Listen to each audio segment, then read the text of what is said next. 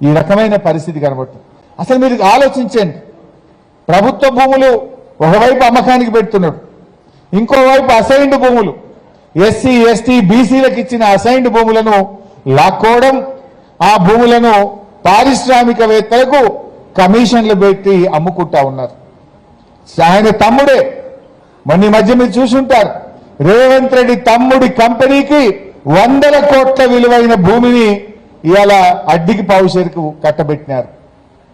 ప్రజల భూములేమో ప్రభుత్వ ఆస్తులుగా, ప్రజల భూములనేమో 22A నిషేధిత జాబితాలో పెడుతున్నారు, ప్రభుత్వ భూములేమో ఆయన కుటుంబ సభ్యులకు కట్టబెట్టా ఉన్నాడు.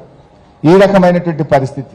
ఇటు ఎస్సీ ఎస్టీ బీసీల భూములు 1,00,000 ఎకరాల అసైన్డ్ భూములు లాక్కున్నది ఈ కాంగ్రెస్ ప్రభుత్వం. పట్టాలు ఇస్తామని చెప్పిండ్రు, పట్టాలు ఇవ్వలేదు. కానీ వాళ్ళ దగ్గర ఏదో 20 లక్షలు 30 లక్షలు ఇచ్చే భూములు తీసుకొని పారిశ్రామికవేత్తలకు కమిషన్ల పేరిట కట్టబెట్టే ప్రయత్నం జరుగుతూ ఉంది.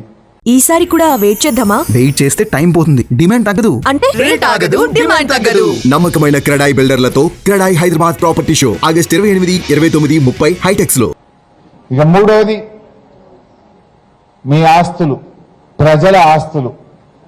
మీకు ఒక ప్లాట్ అంటే, ఒక ఇల్లు అంటే అది ఒక అపార్ట్మెంట్ కాదు, కేవలం అదొక చిన్నపాటి ఇల్లు కాదు, అది మీ జీవితం మొత్తం యొక్క కళ.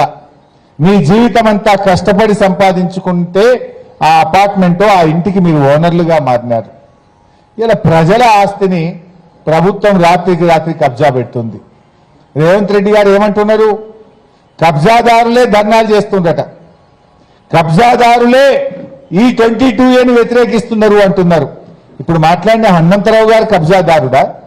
ఇక్కడికి వచ్చిన మీరంతా కబ్జాదారులా? ఇలా ఈ ప్రజలు కాదు కబ్జాదారులు, ప్రభుత్వమే కబ్జాదారుడిగా మారింది. ప్రజల ఆస్తిని రాత్రికి రాత్రి నిషేధిత జాబితాలో పెట్టి ఈ ప్రభుత్వం కబ్జాదారుడిగా మారింది తప్ప రేవంత్ రెడ్డి గారు ఇక్కడికి వచ్చినటువంటి ప్రజలు కబ్జాదారులు కాదు. వీళ్ళంతా 60 ఏళ్ళు 70 ఏళ్ళ 80 ఏళ్ళ వయసు ఉన్నటువంటి వాళ్ళు. 40-50 సంవత్సరాల నుంచి ఆ ఇళ్లలో అపార్ట్మెంట్లలో డబ్బులు పెట్టి కొనుక్కొని, డబ్బులు రిజిస్ట్రేషన్ డిపార్ట్మెంట్ కట్టి, మున్సిపల్ డిపార్ట్మెంట్ కట్టి ఆ ఇల్లు కట్టుకొని ఆ ఇళ్లలో దశాబ్దాలుగా జీవిస్తున్నటువంటి ఈ ప్రజల ఆస్తులను రాత్రికి రాత్రి నువ్వు కబ్జా పెట్టినవు. ఈ ప్రజలు కాదు కబ్జాదారులు, నువ్వే కబ్జాదారుడిగా మారినవు. ప్రభుత్వ భూములు అమ్మవర్తివి, అసైన్డ్ భూములు లాక్కోవర్తివి, ప్రజల పట్టా భూములను నిషేధిత జాబితాలో పెట్టి ఇవాళ ప్రజల్ని కూడా ఆగం చేస్తా ఉన్నావు.